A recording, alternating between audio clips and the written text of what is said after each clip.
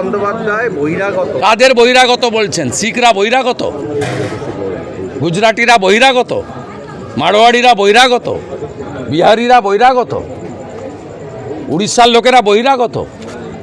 পশ্চিম কলকাতা ভারতবর্ষের রাজধানী ছিল, জানেন না? রাজধানীতে সব রাজ্যের লোক আছে, জানেন না? জানেন না গঙ্গার দুধার ধরে জুট ইন্ডাস্ট্রি থেকে চারিদিকে ইন্ডাস্ট্রিতে ভরেছিল?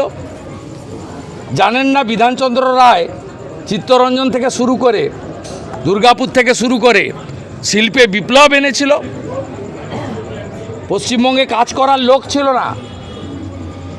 অবিভক্ত বিহার, উড়িষ্যা, উত্তরপ্রদেশ সব জায়গা থেকে লোকজন এখানে এসে আসতেন কাজের জন্য। আর আপনি কি করেছেন? ৬,৮৮৮ কারখানা বন্ধ করেছেন, টাটাকে তাড়িয়েছেন। আপনার চোখে যদি গুজরাটিরা, শিখরা, বিহারিরা,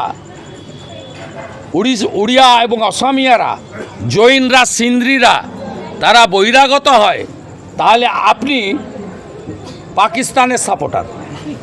কালীপুজোতে তিনি বলছেন যে জ্বর থাকলে সর্দি কাশি হয়, জ্বর থাকলে সর্দি কাশি হয়, তাই কালীপুজো হবে, শরীর থাকলে যেমন জ্বর সর্দি